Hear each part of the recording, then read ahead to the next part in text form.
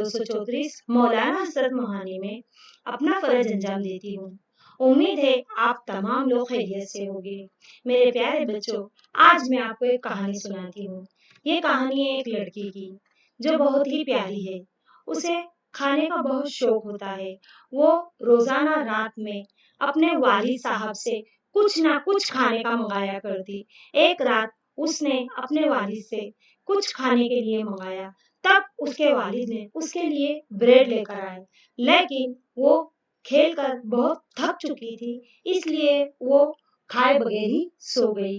तब सुबह हुई, उसने उस ब्रेड को खाना चाहा, लेकिन वो खराब हो चुका था। तब वो खूब रोई। तब उसके वालिद साहब ने उसके लिए केक ला कर दिया। तब उसने खुशी से उस केक को खाया। तब उसकी मम्मी ने उसे कहा, देखो बेटा, ये जो केक खराब हो चुका था, ये जो केक है जो तुमने खुशी से खाया, और ये जो ब्रेड जो है जो खराब हो चुका था, ये दोनों ही खुरदुजुओं की वजह से होता है।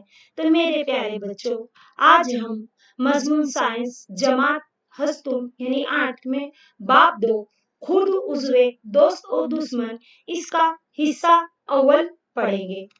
हमारे जब हम इस सबक को सीखेंगे तो इससे मुंसलिक महारतें हैं जो हमें हासिल होगी। वो नंबर 1 है कि खुर्द उज़्वों के अक़साम के बारे में जानता है। नंबर 2 है खुर्द उज़्वे के जरिए मुख्तलिफ बीमारी के बारे में जानता है और जरूरी इक़दामात को समझता है। मेरे प्यारे बच्चों, हमारे अतराफ में बहुत सारे खुर्द उज़्वे हमें नजर आते हैं। इनमें से खुर्द उज़्वे ऐसे होते हैं जिन्हें हम अपनी खुली आंखों की मदद से देख सकते हैं, लेकिन खुर्द कुछ उज़्वे ऐसे होते हैं, कुछ जीरो ऐसे होते हैं जिन्हें हम तकबीर शीशा यानी बिल्लोरी कांच की मदद के बगैर नहीं देख सकते। इन्हें हम माइक्रोब कहते हैं। मेरे प्यारे बच्चों, अगर हम हमारी एक रोटी को रात में यूं ही नम वाली जगह पर रख दे और सुबह में जब हम देखते हैं तो उस रोटी पर काले और सफेद रंग के धब्बे नजर आते हैं। ये धब्बे खुर्द जीरो है। मेरे प्यारे बच्चों, अगर हम मैदान में से मिट्टी लाते हैं और इस मिट्टी को एक बीकर में रखते हैं, उसमें पानी डालते हैं, जब मिट्टी बीकर की तह में बैठ जाती है, हम जब उसके पानी को उठाते हैं और उस पानी की बूंद को हम तकबीरी शीशे की मदद से देखते हैं तो इसमें बारीक बारीक खुर्द जीरो नजर आते हैं। ये खुर्द उज़्वे ही होते हैं। मेरे प्यारे बच्चों, लेकिन हम इन तमाम उज़्वों को माइक्रोब तो कहते हैं, लेकिन तमाम माइक्रोब को हम यानी तमाम तर उज़्वों को, तमाम तर बारीक जीरुओं को हम तकबीरी शीशे की मदद से नहीं देख सकते। इन तमाम तर जीरो को देखने के लिए हमें खुर्दबीन का इस्तेमाल करना होता है, और खुर्दबीन के इस्तेमाल के बाद ही ये खुर्द जीरो हमें नजर आते हैं। इन्हें खुर्द उज़्वे कहते हैं। हम खुर्द उज़्वों को खुर्दबीन की मदद से देख सकते हैं। खुर्द उज़्वों की दर्जाबंदी 4 ग्रुप में की गई है। यहाँ पर आप लोग देख सकते हो, नंबर 1 पर है बैक्टीरिया, नंबर 2 फफूंद, नंबर 3 प्रोटोज़ोआ और नंबर 4 अलगी। इसके अलावा यहाँ पर स्क्रीन पर आप देखोगे कि स्पाइरल बैक्टीरिया और इटकी की शक्ल के बैक्टीरिया, ये बैक्टीरिया की मिसाल है। काला मेंडोस और स्पोजेरिया, ये अलगी की मिसाल है। अमीबा और पैरामीजन, ये प्रोटोज़ोआ की मिसाल है। स्पर्जिलिस, पेनिसिलिन और ब्रेडमोथ, ये फंगी की मिसाल है।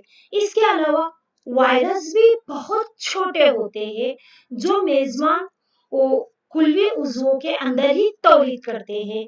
ये मेजबान उज़्वे या तो बैक्टीरियम पौधा होता है या तो कुछ जानवर होता है। मेरे प्यारे बच्चों, हमें सर्दी खांसी वगैरह वायरस की वजह से होती है, ये जो कि आम बीमारियां मानी जाती है, लेकिन पोलियो और खसरा जैसी जानलेवा और खतरनाक बीमारियां भी हमें वायरस से होती है। इसके अलावा पेचिस और मलेरिया हमें प्रोटोज़ोआ से होती है, और तपेदिक और टीबी बैक्टीरिया से होने वाली बीमारियां हैं। इसके अलावा टाइफाइड वगैरह भी हमें बैक्टीरिया की वजह से ही होता है। छठी और सातवीं जमात में हमने कुछ खुर्द उज़्वों के बारे में मालूमात हासिल की थी। अब हम इसके आगे के बारे में मालूमात हासिल करेंगे। मेरे प्यारे बच्चों, ये जो खुर्द उज़्वे हैं हमें कई तरह से नुकसान पहुंचाते हैं और कई तरीके से हमारी मदद भी करते हैं। लेकिन हम तमाम के दिल में ये सवाल तो जरूर आता होगा कि ये खुर्द उज़्वे रहते कहाँ पर हैं, या खुर्द उज़्वों का घर कौन सा होता है, या वो किस हालत में जिंदा रहते हैं, या वो किस हालत से अपना गुजर बसर करते हैं। तो मैं आपको बताती हूँ कि ये खुर्द उज़्वे कई तरह के खुर्द उज़्वे होते हैं। इनमें से कुछ खुर्द उज़्वे ऐसे होते हैं जो यकृत होते हैं, जिनमें हम बैक्टीरिया का शुमार कर सकते हैं, और कुछ खुर्द उज़्वे कसीर खुलवी होते हैं जिसमें हम अलगी और फफूंद का शुमार करते हैं। मेरे प्यारे बच्चों, ये इतने खतरनाक होते हैं कि ये सर्द तरीन माहौल से लेकर खुश्क माहौल में, गर्म इलाकों में और रेगिस्तानी खुश्क इलाकों से लेकर दलदली इलाकों में, यानी हर तरह के माहौल में ये मुआफ़क़त हासिल कर लेते हैं। मेरे प्यारे बच्चों, मैं आपको बताना चाहूंगी कि कुछ खुर्द उज़्वे आज़ादाना जिंदगी गुजारते हैं, दूसरों पर इन्हिसार रखकर अपनी जिंदगी गुजारते हैं, जबकि कुछ खुर्द उज़्वे है जो कॉलोनी बनाकर रहते हैं। अमीबा एक ऐसा खुर्द उज़्व है जो तन्हा रहना पसंद करता है, जबकि फफूंद और बैक्टीरिया ऐसे हैं जो कॉलोनी बनाकर रहते हैं। मेरे प्यारे बच्चों, अब मैं आपको दोस्त खुर्द उज़्वों के बारे में मालूमात दूंगी। खुर्द उज़्वों का हमारी जिंदगी से बहुत बड़ा ताल्लुक है। ये हमारी जिंदगी में बहुत अहम रोल अदा करते हैं, और हम पुराने जमाने से ही इन उज़्वों को अपने दोस्त मानते आए हैं। जैसा कि माहौल को साफ सुथरा रखने में भी हमारे खुर्द उज़्वे हमारी मदद करते हैं। वो किस तरह से, आप यहाँ पर देख सकते हो कि जो हमारे किसान दोस्त होते हैं वो अपने अतराफ का कचरा, सब्जियों, सड़ी गली सब्जियां और जानवरों के फुजलों को एक गड्ढे में डाल देते हैं, उस पर मिट्टी डालते हैं, पानी डालते हैं और उसमें कुछ खुर्द उज़्वे छोड़ देते हैं। फिर ये खुर्द उज़्वे वक्त रहते उस ढेर को, उस कचरे को नामियाती खाद में तहलील कर देते हैं। वो उन मिट्टी को मुकम्मल तौर से हल कर देते हैं और खाद में बदल देते हैं। फिर इस खाद का इस्तेमाल हमारे किसान भाई अपने खेत में करते हैं और अच्छे फसल की नशोनुमा करते हैं। ये तमाम तर मालूमात हमने पहले बाब में सीख चुके हैं। मेरे प्यारे बच्चों, हमारे दोस्तों खुर्द उज़्वों में सबसे अव्वल तरीन नाम आता है वो राइजोबियम नामी बैक्टीरिया का है।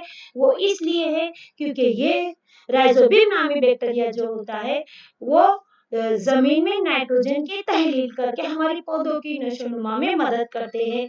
ये भी हमने पिछले बाब में सीखा है कि राइजोबियम नामी बैक्टीरिया जो होता है वो माहौल में जमाशुदा नाइट्रोजन को जमीन में तहलील करता है। ये राइजोबियम नामी बैक्टीरिया जमीन में मौजूद नाइट्रोजन को तहलील करता है, जिसकी वजह से पौधे अपनी जड़ों के जरिए उस नाइट्रोजन को जज्ब करते हैं और जियाई तालीफ के अमल के जरिए अपनी नशोनुमा करते हैं, गिजा तैयार करते हैं।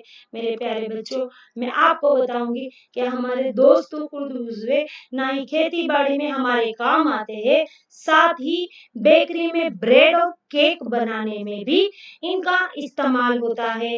इसके अलावा दही और ब्रेड बनाने में भी खुर्द उज़्वों का इस्तेमाल होता है। दही में लैक्टोबैसिलस नामी बैक्टीरिया का इस्तेमाल होता है। लैक्टोबैसिलस में ऐसा मुत्तहद किस्म का मादा होता है जो दही को जमने में मदद करता है। इसके अलावा अचार, मुख्तलिफ किस्म की खुर्दनी अशिया, इडली, डोसा वगैरह बनाने में भी इसका इस्तेमाल होता है। हम यहाँ पर स्क्रीन पर देख सकते हैं कि हमें एक बीकर लेना है, उसमें थोड़ी सी चीनी और गर्म पानी मिलाना है। इसमें थोड़ा सा ईस्ट पाउडर मिलाकर गूंद लेना है और फिर उसे 2 घंटे बाद यूं ही रहने देना है। फिर उसका हमें मुशाहिदा करना है। मुशाहिदे से हमें पता चलता है कि वो गूंधा हुआ आटा ईस्ट पाउडर की वजह से थोड़ा उठा हुआ नजर आता है। तो ये ईस्ट पाउडर क्या है? एक खुर्द उजू है, एक किस्म का बैक्टीरिया है। मेरे प्यारे बच्चों, खुर्द उजू का इस्तेमाल तिजारती तौर पर भी होता है, बड़े पैमाने पर शराब और अल्कोहल तैयार करने में। इसके अलावा एसिडिक एसिड, जिसे हम सिरका कहते हैं, इसे बनाने में भी खुर्द उजू का इस्तेमाल होता है। चावल, गेहूं और शक्कर जैसी कुदरती फलों के रसों में से जो कुदरती शक्कर हासिल होती है, उसमें ईस्ट पाउडर को उगाया जाता है और उससे शराब और अल्कोहल तैयार की जाती है। मैं आपको बताऊंगी कि हमें एक 500 मिलीलीटर का एक बीकर लेना है, उसमें 3/4 तक के पानी भर लेना है, उसमें 2 से 3 चमचा चीनी घोलना है। अब उसमें 1 से 2 चमचा ईस्ट पाउडर मिलाना है और उसे 4 से 5 घंटे तक इसी तरह गर्म जगह पर ढककर रख देना है। अब हमें महलूल को सूंघना है, उसमें किस किस्म की बू नजर आती है?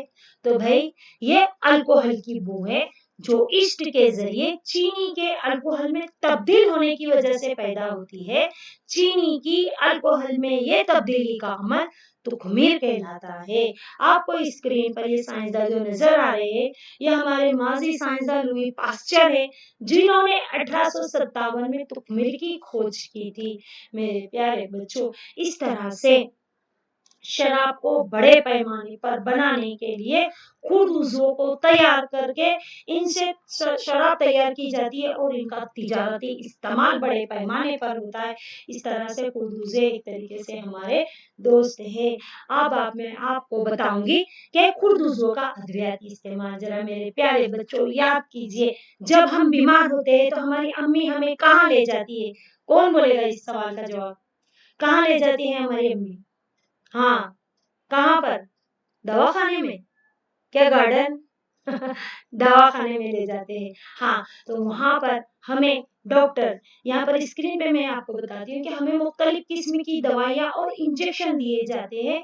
ये एंटीबायोटिक्स होती है जो मुख्तलिफ किस्म के बैक्टीरिया और कुर्दुजों से तैयार किए जाते हैं। जब हम बीमार होते हैं तब हमें इस किस्म के एंटीबायोटिक्स दिए जाते हैं, तो हमारे जिस्म में दाखिल होकर हमें बीमार करने वाले बैक्टीरिया से फाइट करते हैं और हमारी जो जिस्म होता है उसे सेहतियाब बनाते हैं। इस तरह से यहाँ पर कुछ चंद दवाइयों के नाम दिए गए हैं। स्ट्रेप्टोमाइसिन, टेट्रासाइक्लिन, ओथ्रोमाइसिन एक ऐसे ही एंटीबायोटिक्स है।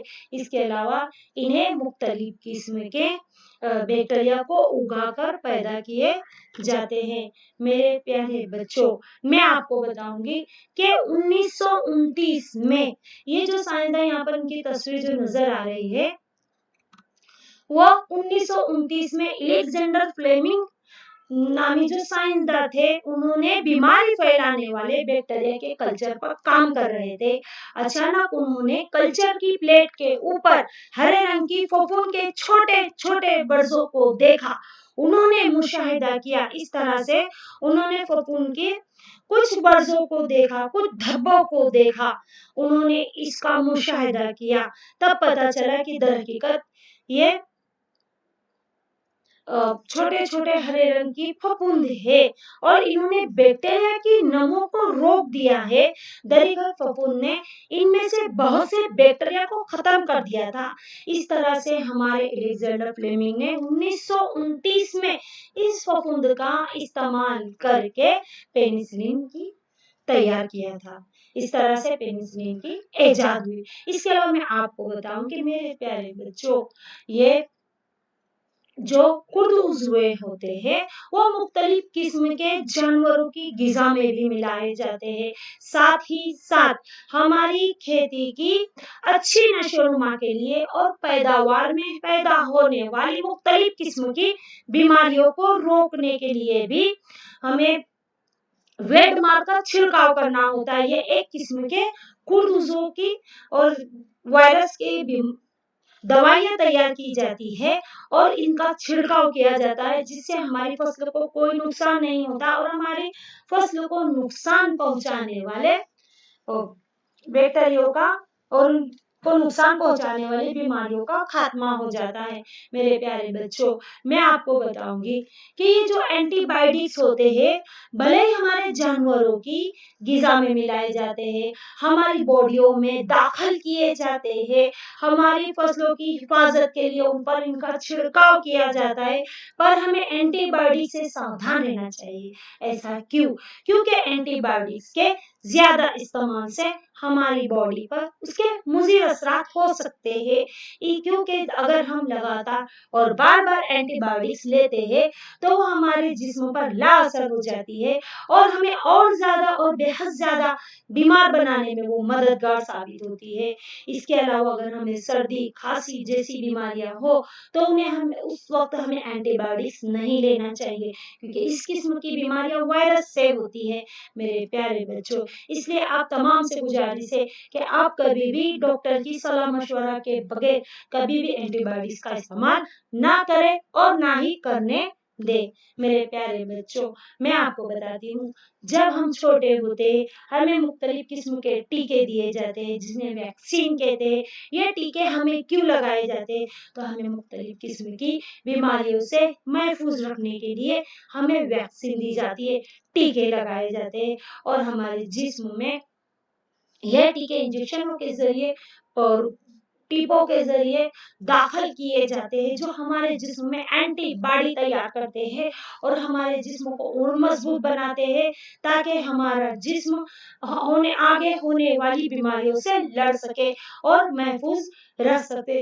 इस तरह से टीका इस तरह से काम करता है। इसके अलावा हैजा, टीबी, चेचक और हेपेटाइटिस जैसी कई बीमारियों को टीकों के जरिए रोका जा सकता है।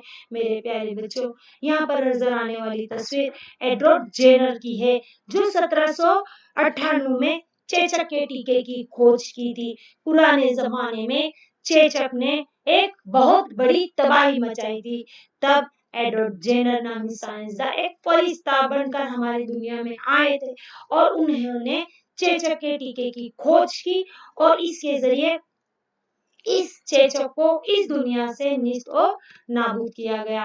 अब मैं आपको बताना चाहूंगी मेरे प्यारे बच्चों कि ये जो बैक्टीरिया है, ना सिर्फ हमारे खुरदुनी अशिया को महफूज रखता है, ना सिर्फ हमारी खेती बाड़ी में मदद करता है, ना सिर्फ हमारी पौधों की नशोनुमा में मदद करता है, ना सिर्फ जानवरों की ग़िज़ा में मिलाया जाता है और ना ही उनकी फसल की बेहतर नशोनुमा के लिए उसका इस्तेमाल होता है, बल्कि ये खुरदुरे हमें कई तरीके से काम आते हैं। जैसे कि मिट्टी की जरखेजी में यहाँ पर आप देख सकते हो कि मिट्टी की जरखेजी में इजाफे के लिए भी खुरदुरों का इस्तेमाल किया जाता है।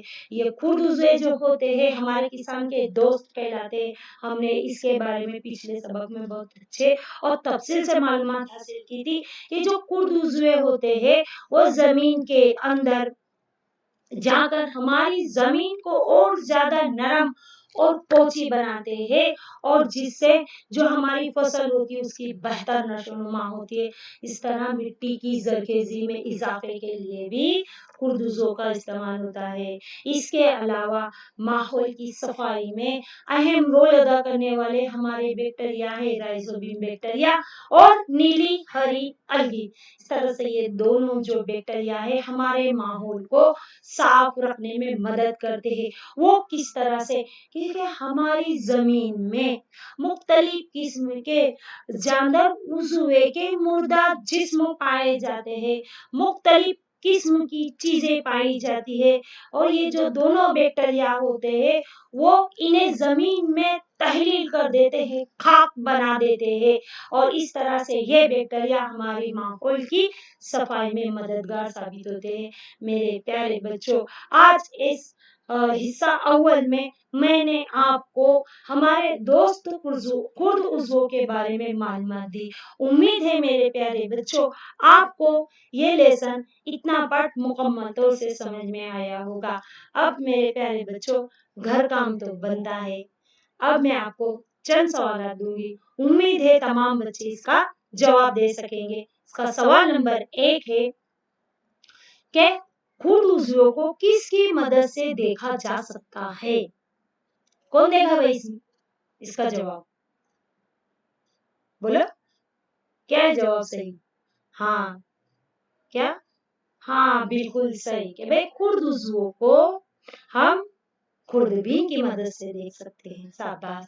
दूसरा सवाल है, जमीन जरखेज बनाने में मददगार खुर्द उज़्वों के नाम लिखिए। तो भाई कौन बोलेगा कि जमीन को जरखेज बनाने में किन खुर्द उज़्वों का इस्तेमाल होता है, या कौन से खुर्द उज़्वे हैं जो जमीन को जरखेज बनाने में मदद करते हैं? हाँ बोलो, बिल्कुल सही आप लोग का जवाब है कि 2 खुर्द उज़्वे हैं, अभी हमने सीखे। एक है राइजोबियम और दूसरा है नीली हरी अलगी। हमारा तीसरा सवाल है, बेकरी में किन खुर्दनी अशिया को बनाने में खुर्द उज़्वों का इस्तेमाल होता है? मैंने आपको बताई हूँ। कौन बोलेगा भाई इसका जवाब? हाँ, बहुत शाबाश, बिल्कुल सही आपका जवाब कि भाई बेकरी में केक, ब्रेड और पेस्ट्री जैसी खुर्दनी अशिया को बनाने में खुर्द उज़्वों का इस्तेमाल होता है। शाबाश मेरे प्यारे बच्चों, आपने बहुत अच्छी तरीके से हिस्सेदारी की है। इंशाल्लाह आप लोग इसी तरह आगे भी इसमें ध्यान दोगे। अब इतना अच्छा हमने सबक सीखे तो वह प्रोजेक्ट तो बनता है। एक प्रोजेक्ट काम तो हमें करना ही चाहिए। इस प्रोजेक्ट काम को आप अपनी जूनी बयास या नई प्रोजेक्ट बुक में लिख सकते हो। आज का हमारा प्रोजेक्ट है कि भाई हाल में फैली हुई बीमारी के लिए जवाबदार खुर्द उज़्वों के नाम क्या है, जो आज दुनिया में महामारी फैला रहा है। उस बीमारी के लिए जिम्मेदार उज़्व कौन सा है, इसका नाम लिखना है। दूसरा पॉइंट हमें तय करना है कि इस बीमारी के इम्कानात लिखिए कि भाई इसमें